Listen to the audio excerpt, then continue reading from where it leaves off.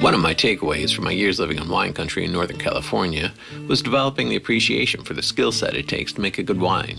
Not the $2 a bottle, hard tannic-laden, half-juiced menagerie of the coming early morning headache type, but the deeply satisfying, multi-layered flavor that can come from a vintner who knows exactly how to explore, refine, articulate, and, well, simply have the knowledge to twist and turn the character of a grape. Being a hardcore DIYer myself, it's a journey into a whole nother world of DIY that I would someday like to take. And where would one start developing that lifelong skill set if they had the interest? Well, a great place to start is a place like Let's Do Wine in Buffalo Brew Shop. Tim and family took over the shop about a year ago and are doing an awesome job of carrying on the tradition that's been going on there for over 15 years. And if you'd like to throw your hat into the craft beer making explosion, well, they have all of that too. They offer wine and beer making kits, juice, bottles, corks, additives, and classes to get you going. Now, how long have you been here? We just had 1 year anniversary on March 28th. Congratulations. Thank you very much. The business has been here for... Over 15 years. Over 15. Yes. And you took it over last year. Yes, we did. And did you guys change anything? No, not really. We just tried to not let it close. Well, it was already working. No, right? So you don't want to mess with right, what yeah. it is. It was a very well-established business with very loyal customers. And the market's changed a lot in a way. This is a lot more accessible than people thought it was, correct? Right. Like when I was a kid growing up, like nobody made beer. No, and the packages that you bought when you were our age, when we were younger, the quality just wasn't there. Now the kits that we sell, both wine and beer, just make an outstanding product. And they're just as good. Yes. Right? I mean, or better. Better. Right? You were even telling me when we were talking about the wine, I could make a much better bottle. A lot of the problems with the home winemaking is people think of their uncle's wine that they used to drink years ago, and sometimes that tastes more a little bit like vinegar than it did actual wine. Right. When you come to our class and you use our ingredients and you buy our kits, you won't get your uncle's vinegar. You're going to get a very good bottle of wine for a very low cost. Awesome. And then now we can kind of walk around the store here. So now these kits, what's in the kit? So the kits are a concentrated juice. Okay. They vary in levels. You can see this kit is a medium level kit. It'll tell you country and type of wine that it is, and sometimes they even come with the skins. Now, do they come with the skins by choice, or is that just kind of... It depends on the kit. So okay. the skins add tannins to the wine, and they also add color. So is that so? Because tannins have a bad rep, right? In a lot of ways, but it's also a big part of the flavor. Yeah, you need it. So it's a it's a catch-22. So when you age in oak, you're getting some tannins out of the oak too. So that's why a lot of winemakers it'll give you the oak flavor, but also contribute tannins to the wine. I see. So it's both. Okay. And then any variety we'd like. Yeah. So we carry all varietals. This is our red side of the store. We have a white side over there that we'll show you. Okay. We carry what we call island mist kits. So you see they're kind of smaller, but they're also made to be, a lot of people drink them year round, but a lot of people love them in the summer. They tend to come in a lower alcohol, so only about 8%, where a wine can come in from 12 to 16%. It's a wine cooler. Yeah, basically, but a much better wine cooler. That's why they don't call them a wine cooler, because of the reputation. It's kind of like your uncle's wine. This is not your wine cooler that you would buy I don't in the understand store. why that whole market took off. They were terrible. Oh, I know. In general, it was just not, that's a smart move, actually, on their part. Yes. To differentiate, yes, right? Very much so. We're not this. So the kits, so this is the grape that we're dealing with in the kit. There's really nothing else. This is the raw product that we have. It comes with what you need in the kit to make your wine. It comes with the fining agent, which is something that helps you clear your wine. It comes with your yeast that you need to ferment your wine. Oh, so it is a full kit. It's not just a raw product. It's everything that you actually need to make your wine. Okay. So when you shop with us, you buy your kit. That's everything you need to actually produce the wine. You buy your equipment kit. That's everything you actually need to make the wine. The only thing you need to buy when you're done is some bottles to put your wine into, or you can reuse your own bottles just by cleaning them out. Most important. And a lot of people probably, unless you're giving them for gifts, obviously you have them around your house. Yes, exactly. But I can see that almost like getting fetishized. Yes. Because you're like, I guess my bottles. Exactly. I have my bottle collection. And certain wines look better in certain bottles, that type of thing, right? Exactly. And some people, that's what they want to do. They give it away as gifts. Some people make it for friends' weddings. Honestly, it's a great gift. Yes. I've never been given a bottle. But I think that would just be... Well, you're going to get one today. Oh, thanks, man. Yeah, I think that's awesome. Like, Yep. what a great gift, Yep. right? You know, everybody loves wine, but very rarely... I suppose in this market, Yep. that's part of the premise of making this, is to give them out to friends and family. And Kel, can you hand me one of the bottles? a good shot of it. That's perfect. Awesome. So I was just going to pick up then, you know, you can Yeah, let's only go back have to to pick it. up and buy the bottles. So what we'll do, and let's swing over to the bottles, actually. Okay. So that bottle there that you have in your hand, that is one of the bottles that we have up here. Yes. So And everything that we see here was as something that you have in the store. You have the Exactly. label, the foil wrap on top, the bottle. Awesome. It's a beautiful label. thank you very much. It means a lot to us. Awesome. And so now, can I, like, if there's just, you have a wide selection of bottles, but if there's something I want, do you have more than what we see here? This is mostly what we carry. There are weekend special order though. Okay. If there's something you do need that we currently don't have in the store, we place an order on a Saturday. We get it for you by that next Wednesday normally. And that's a bottle you made. Yes. Too. Very proud. My first bottle of wine that I made, actually. Is that your first? My first. Oh, that can never be opened. Yeah. You can't Well, open that. I have 5 of them still. So. Oh, yeah, you can't open that puppy, though. Yeah. You gotta have to have them on a shelf at home. Yep. Awesome. All right, cool. I'll get rid of that. So corks, depending on how many you're doing. If you're doing one of our kits, you'll normally get between 28 to 30 bottles. Again, when you buy a kit from us, it comes with corks. So you may not even need to buy these from me because they're already in there. But if you're doing a fresh juice from someplace else that you got and you're doing a 6-gallon batch like a normal wine batch is, you'll need about 30 corks. Okay. So the kits, because, you know, for some reason I just thought, at most, maybe we're going to get the wine, the grape, and maybe the yeast, but it's a whole shot here. Yes. Other than the bottle. Yes, the ingredients. But you get the corks. Yes. And you don't get the foil wrap. No. So the foil wrap, but most... And a label you would need to buy too normally. Okay. Like one of the fancier packs like this, sometimes they include the label. On a standard pack like this, a lot of times the label is not included. But that's where you use our custom labels that we just showed you, if you so prefer. Right, and those are great, actually. So, and you have, I'm going to show the bottles here because you have so many. So these are beer bottles. So these are for our beer brewers. And the labels you have designated up there for both groups, for beer and wine? Or... Usually brewers don't label their bottles. Like, that's me not knowing anything. So you don't label your beer bottle? Usually not. Some will. Some will label their beer bottles, but you're drinking that bottle usually pretty quick, and you want to be able to reuse that bottle. Right, So, just throwing them out. Yeah, why would you, right. unless it's a gift. Yeah. Right, if it's And- for you or your buds, it's up on the shelf. Yep. Just grab it. and- Yep. Right, okay. So what else do we have here? You have your corkers? Yep. Okay, so these are our white selections that we have. Again, all different varietals in all different ranges, going from most economical to the medium up to the top end kits that you see. You'll see the difference in sizes in the kits. Just means there's more juice in this. So they're going to cost a bit more, but you're getting a very, very top end bottle of wine out of it. Some people would say $50 to $75 bottle of wine out of it. Wow. And it's Really? costing you $6 to make that bottle of God, wine. that's crazy. So economically, this is a really smart choice. Yes, it is very much so. Beer, you save some money. The brewers, I find, like to put their fingerprint on it. That they get to make what they want to make. You see nowadays when you go to the breweries, which are so popular, it's always what's next. Right. Wine is not really like that. Wine is true to its traditions. You're doing a Chardonnay, you're doing a Pinot Grigio, you're doing a Merlot. There's not specialties, There's not small batch brews made of the wines. Beer, everybody, you go into the consumer. Can I say consumers? Yep. You go into your local beer store nowadays, and people are window shopping. I'm like a kid in a candy store when I go for the beer. I'm not looking for that name brand beer anymore. Yeah, it's because I think it's odd. Well, this is what I mean. Even by the homebrew stuff, like when you go beer shopping now, it's a thing.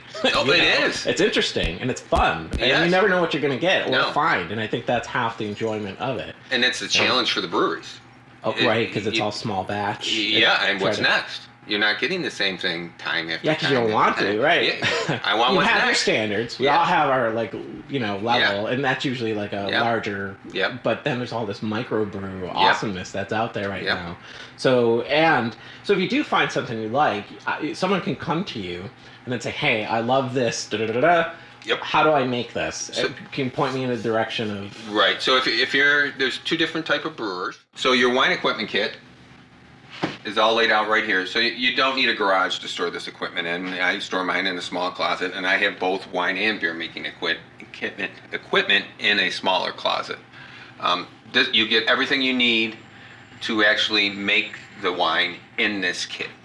It comes with your carboy. It comes with your 7.9 gallon plastic bucket, fermenting bucket. Comes with corks in here. Right. You do not get bottles. That's the one thing you do have to buy from us. It comes with an auto siphon. It comes with a stir rod and cleaning equipment. So sanitation is by far the most important thing that you're going to do in brewing and in winemaking. Sanitize, sanitize, sanitize. Okay. The most important stuff. And over here we have your beer making equipment. Gotcha. Very similar. In winemaking, you can see that we have the carboy. That's because you want limited headspace. You want less surface area for the air to get at because you're going to be aging your wine longer than you are your beer. Okay. Your beer you're going to have in and out in roughly 2 weeks. Okay. And you're going to be going into either a bottle or you're going to be going into keg to force carbonate after that. Do a lot of people do kegs, or is it? Yeah. Yeah. Yeah, especially all grain brewers, Okay. which we'll show you in a minute. Awesome. And so this is where you do your classes as well. Yes. The classes are held here. You said you just Yep. moved this wall back here. Yep, we clear out a space here. You know, we comfortably fit probably 6 people at a time. That's nice, though. That's Yep. awesome. Yep. Yeah. So it's kind of a one-on-one Well, that's what I was teaching. going to say. So she's accessible. It's not like Yes. 40 person, 30 person. Exactly. All right. And then there's bottles everywhere here. Yeah. Right?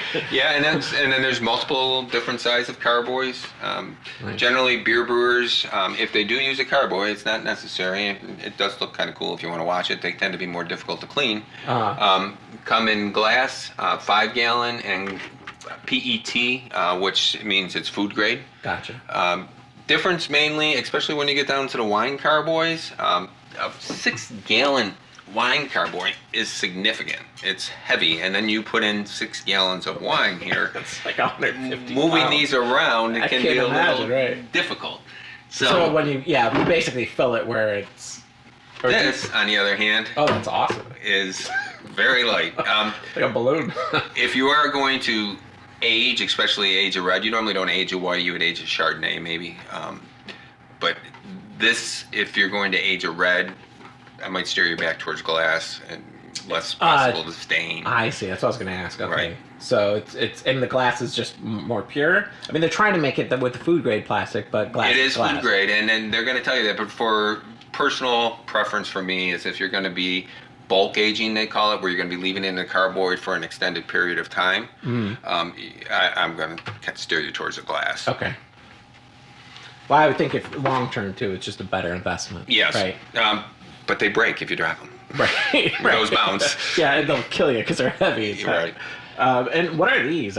These are fascinating. These trees. What is this? So that's what's a bottle tree. Again, we get back to sanitize, sanitize, sanitize. The most important step of what you're going to do is sanitize everything that's going to touch your wine or your beer from the beginning to end. Beer is a little different. In the beginning, you have a little more flexibility because you're going to be boiling. After you're the hot side of it, you're going to need to sanitize everything just as much. Right. You do sanitize in the beginning, but since you have that opportunity to boil, you'll be killing off anything that would happen to be infecting the beer at that time. Okay.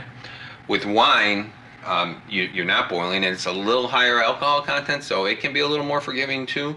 But again, sanitize. I can't Okay. emphasize that much. It's most So important on step. top of there's two qualities to the sanitization. So there's the health, of course, Yes. right? And then you could just botch a batch. Yes. Right? I mean, it'll just mess it up. You wouldn't even drink it. Basically, it's going to ruin the batch if right. it's not sanitized. It gets properly. infected, basically. I see. So is that easy? I mean, is it something that you have to stay on, or is it more upfront, like front loaded? No, So so- as long as it's super clean up front, you're good on the back end. It's Right. not. You won't introduce anything into the procedure after No, the because fact. you're going to be pretty much airtight through the whole process. So Okay. it's pretty hard to get infected. We'll explain that real quick too. Okay. So there's two steps to. People get confused between cleaning and sanitizing, two completely different steps. You use cleansers to clean, and you use sanitizers to sanitize. You clean your equipment after you've used it, and it's dirty. And these come with ingredients in there that help release proteins and stuff that's stuck on the side of the buckets and your carboys. And you clean them, and then you put your equipment away. Most of these are non-rinse, so you don't even have to rinse them off afterwards. wow. You just put your equipment away. Okay. But then when you go to bottle your beer, you go to bottle your wine, that's when you do your sanitation step. So that's all this. And that's what this is the most popular brand is Star San. That's a concentrate. You'd use 1 ounce of that to 5 gallons of water. And again, every piece of equipment, anything that's going to touch the beer, you'd make this up into either your wine bucket or your beer bucket, and you throw all your equipment into that.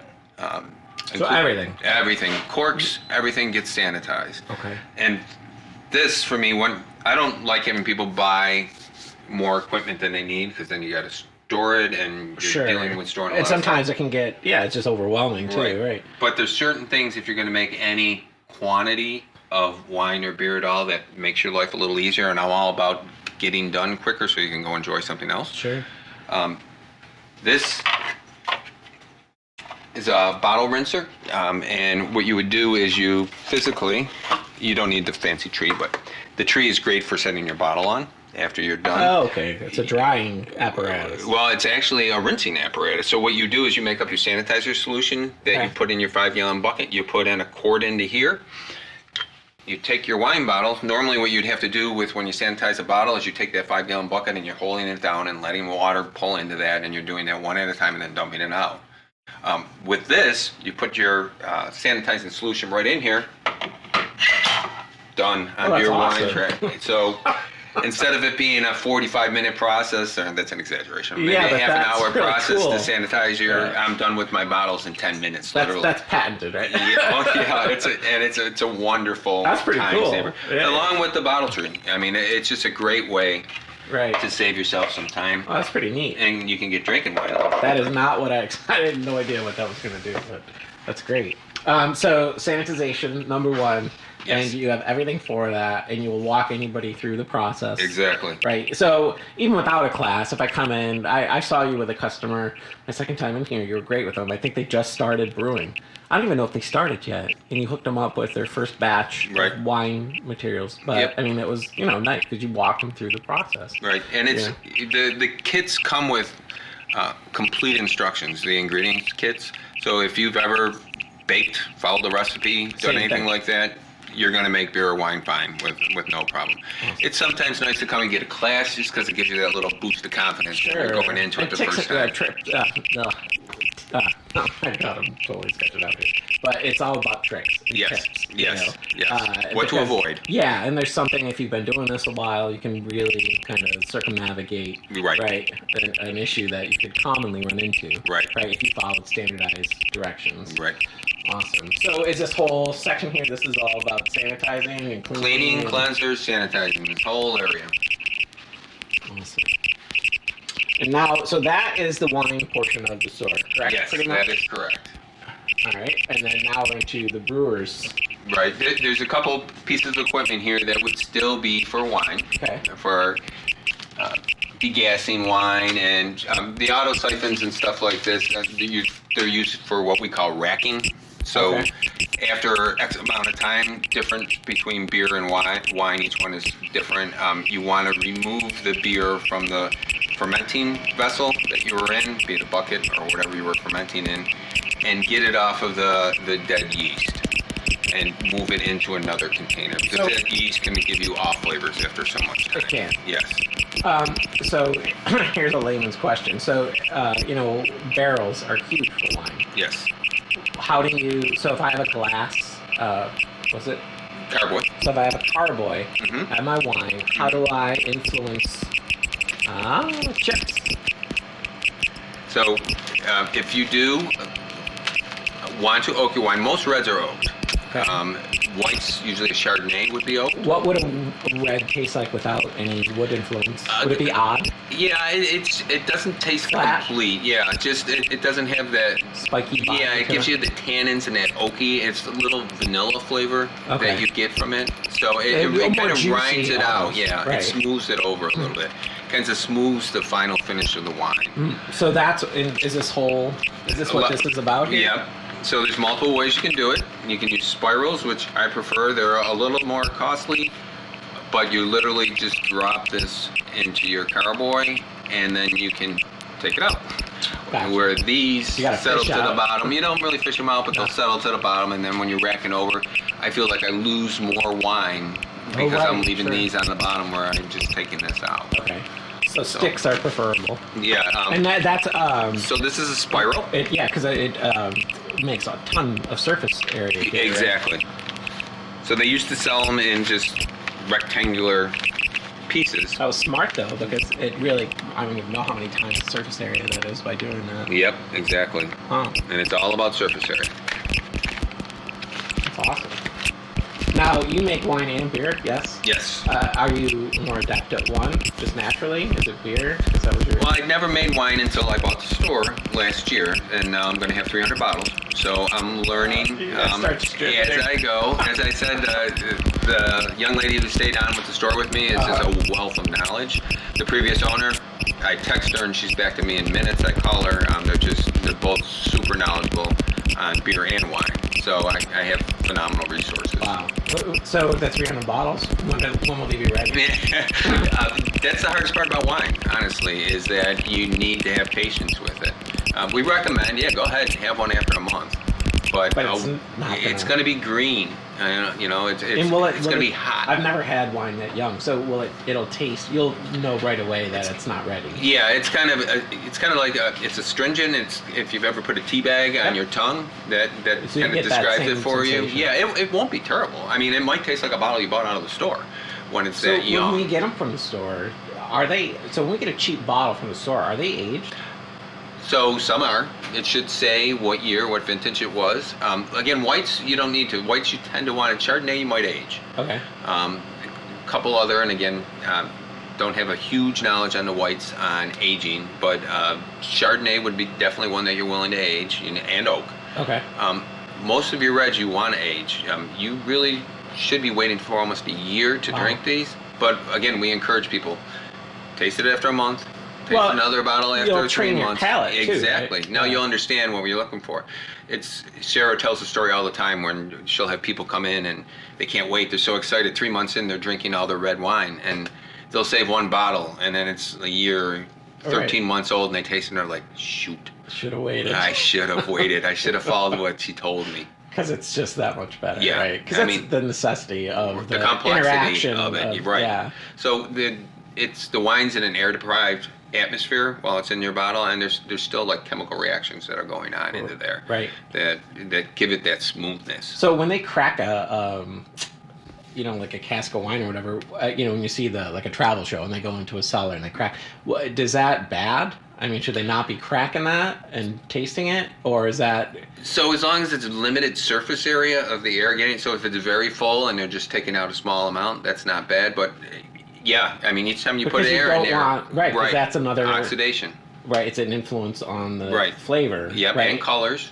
And it changes it. Yes. So inherently, the second you Right. expose it to air. Right. So, and reds can handle more air than whites. So reds actually kind of like a little more air than I'm whites. sorry, I'm totally asking you. This is fascinating to me.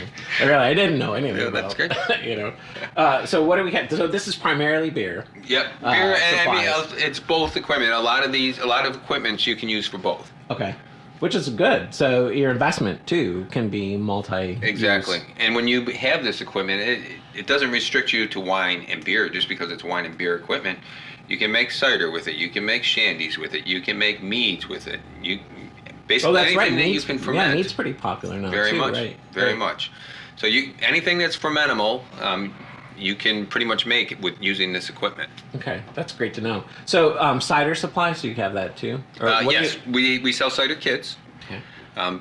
People come in all the time. They just stopped at the local farmers market and picked up fresh juice. You have to make sure that there's no preservatives in that fresh juice. It's got to be like just straight from the apple. Yeah, right? well, there's actually cheap juice you can buy at the grocery store, but again, you need to do your research on and understand what can and cannot be in that juice for you to be able to ferment it. Okay. They don't want the juice auto fermenting in the store, Right. so that could be a bad thing. Oh, and then is all of this I mean, is it the Additives, flavor additives. all for the wine? No, Or for everything? Yeah, anything you want to do. I mean, usually it's a lot more for the beer or for the cider side. A lot of people don't flavor their wine, again, because it's more of a traditional. Mm-hmm. But, yeah, some But people... you can, right? Yeah, Just oh, have fun absolutely. with it, You right? can. Just try. You never very know what much you're so. going to come up with, I suppose. And then you have the larger quarts for... Yeah, those are, I mean, for various different things that people use. You know, they might be a show display or something like that. Awesome.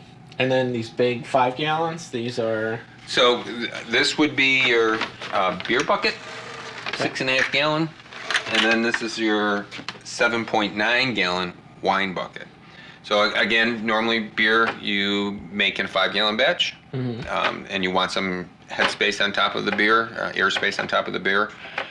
For fermenting, the yeast needs oxygen in the beginning of its cycle, and so when yeast ferments, what it's doing is it's eating the fermentable sugars, and the byproducts of that are going to be CO2, carbonation, that's what gives beer its bubbles, and alcohol, which we like. So again, bigger bucket for the wine because the wine comes in a 6 gallon batch. Okay. Normally all our kits are 6 gallons. And then, so next to this, we have... Again, more supplies that a brewer would use for water adjustments, for And I see your tops. We have what? kips. Some more flavorings here. Yep. So Awesome. And then we have our grains. yeah, these would be specialty grains. Again, these are used in a smaller amount than what would be our base grains. Awesome. Our base grains would be the majority of your grain bill. We offer free grinding. Okay. And again, this would be for somebody who's doing all grain or brew in the bag type brewing. Okay. So then over on this other side we have our kits. Right. So these kits come in all different varieties, as you can see, from porters to IPAs to stouts to orange cream ale, if that's your style. Again, these kits would be used with the equipment that you've seen over in our brewing equipment, and you can actually get away with using a small pot like this when you're using these kits because you're only boiling half of the water. So instead of boiling 5 gallons, like an all grain brewer would do, actually in excess of 5 gallon if you're an all grain brewer, you're only doing 2.5 gallons at a time. So the equipment expense that you need for a kit, we need to add in too. So this does not come with your equipment kit. Right. So that's another. So there's some peripheral costs. Right. You do need a brewing pot to add on to your equipment kit. If you have a pasta pot at home, that's this size, that's fine, but you just have to make sure that it's a 20-quart pot that you're using, because you do not want this to boil over because it's sugar water. Oh, and it does foam up, and if you get that all over the stove, somebody's going to be in trouble. So now the larger one there is for a larger kit, or? No, so the kits are all the same size. You can do more water. Some people like doing more water at a time. Okay. But then you get up to, if you're going to do an all grain batch, you have to go up to equipment this size. So now all grain, it's time intensive, much more. And where you're doing a kit, you're probably 3.5 hours to 4 hours you can be done, cleaned up and finished making your beer. Okay. When you're going to do an all grain kit, you normally are probably looking at, especially somebody newer to it, 7 hours, 6 hours. So it's a time investment. I think if you get enough equipment and you're good enough at it, you can trim that down a decent amount, but it's still a longer day than doing one of the kits. So are either of these processes more forgiving than the other, or are they all pretty? So it's for simplicity, very simple. Again, this comes with everything you need right here You don't have to make up a recipe. The recipe's included for you. All you're doing is following your cake recipe and doing it. Gotcha. When you go to all grain, you're responsible for the recipe. You pick the yeast. You pick the grains that are going in there. For experienced brewers. Yes. So but again, it's not hard because we can give you a clone recipe here. Right, so that gets you going. Yes. Because it's like anything else. As long as you get through your first batch, Yep. then you can start playing with it. But just Right. getting through that first batch, I'm sure. So, and what will this make here? How many bottles? It obviously depends You'll end on- up with the same. You'll end up with a 5-gallon batch when you're done. Gotcha. Oh, awesome. So again, these are for our extract brewers. And so you don't have to buy one of these kits. If you're an extract brewer, you can make your own recipe. There's lots of clone recipes online. And you can use DME, dried malt extract, or LME, liquid malt extract. And then there's different flakes that you can add to it. And then there's nothing restricting you, even with our kits, that you can swap things in and out of it. If you like a rye flavor to it, you can put a small amount of rye in there by substituting it for some of the grains that come in there. Sure, and once you get the experience, that's all the fun. Yes. Right? It's no different than cooking. Right, And putting your own spin on something. you can change out the yeast, you can change out the hops. You can do what you want to put your own touch on these kits, but these... But they're meant for that particular flavor. Simple, right. easy to do, follow the instructions, and again, same with wine, sanitize, sanitize, sanitize. Awesome. And the great thing about beer, as compared to what we talked about wine, Right. is that even if you're not using a keg and you're just going to be bottle conditioning this, meaning you're going to get your CO2 by using priming sugar, 4 weeks you'll be drinking your first beer. Wow, that's quick. Yes. And so we talked about the labels, but I'm going to show them over here too. Okay. So now, do you have more, just like with the bottles, do you have any more than this? If you have quite a variety up here. So every label that you see over here Awesome. is what we sell. Nice. And yearly they usually change out a few of them. Okay. But that's really cool to have, because I'm sure, the people that were in here the day that I was in the second time had mentioned that to you, and I think that was because they were going to sell it somewhere. Yes. That was their whole intent. Yeah. And so then you told them, hey, and they loved that, because Yes. that's an issue. Like, where Yes. do I go? What do I do? Yeah. I'm not an artist. I have no idea how to put a label together. So if I was to do that, you can do this online. Yep. On your site. Yes. So you have like a label area, and then you can order them. So you would pick out the label number that you want on site. Okay. You would tell us the verbiage that you want in that label. You would email that to us. John or myself or Kelly would go in and we would take it and we would put the text in there. And then we would send you back what we call a proof. You can tell us if you like it, if you want to change the font, if you want to change the size of the text, if you want to center things differently. And you'll tell us that and then we'll resend you back a proof. Cool. Just like a normal printer. Yep. Right. Awesome. So do you guys? There's got to be licensing involved with like selling. If I was to go to a farmer's market and sell it's not just like I can brew it at home and show up at a farmer's market and sell my wine. Right. So I am not an expert on the legalities of selling your own. I've had some customers come in and tell me that you're allowed by law to sell so much a year. Oh, you sell are? so many bottles a year. So under a certain level, have at it. Yes. Okay. So you But can. I would not sponsor that whatsoever. No, I would. I would tell you. Being in the restaurant business for 32 years, I Yep. wouldn't know. I would say You're asking seek for trouble legal there. guidance on that if you're going to sell it You're asking yourself. for trouble. That's